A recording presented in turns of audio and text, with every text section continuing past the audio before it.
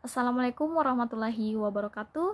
Perkenalkan, nama saya Intan Nurbaya, jurusan Pendidikan Biologi, Universitas 19 November Kolaka.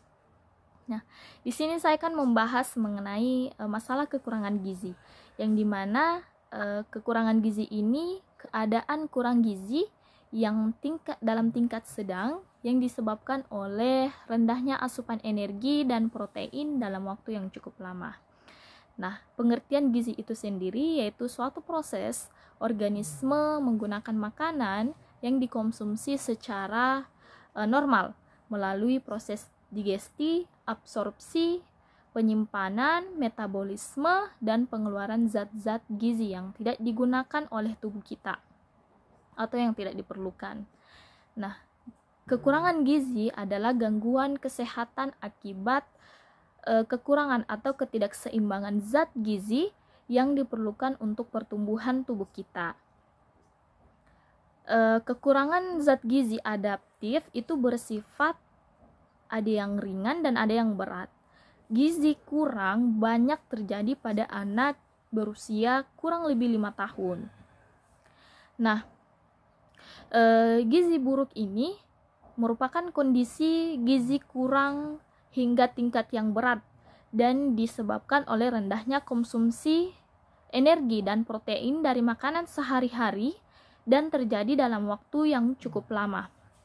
Nah, secara umum dalam kekurangan gizi ini, masalah kekurangan energi protein atau yang disingkat dengan CAP disebabkan beberapa faktor. Yang paling dominan adalah tanggung jawab negara terhadap rakyatnya.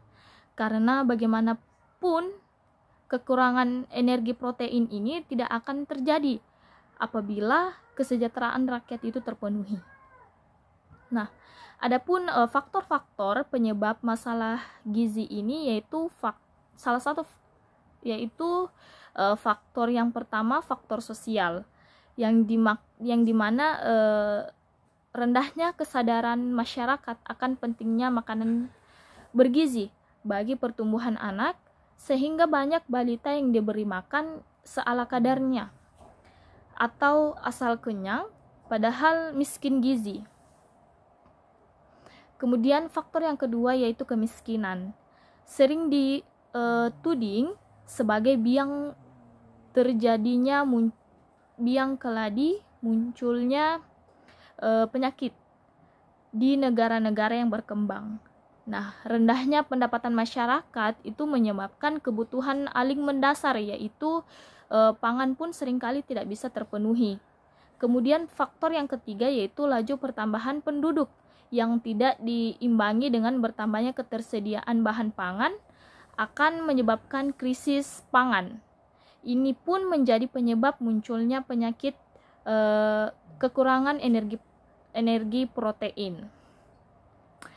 Kemudian infeksi. Kemudian faktor yang keempat yaitu infeksi. Nah, ternyata infeksi ini merupakan salah satu faktor penyebab masalah gizi, yang dimana memang ada hubungan eratnya antara infeksi dengan malnutrisi.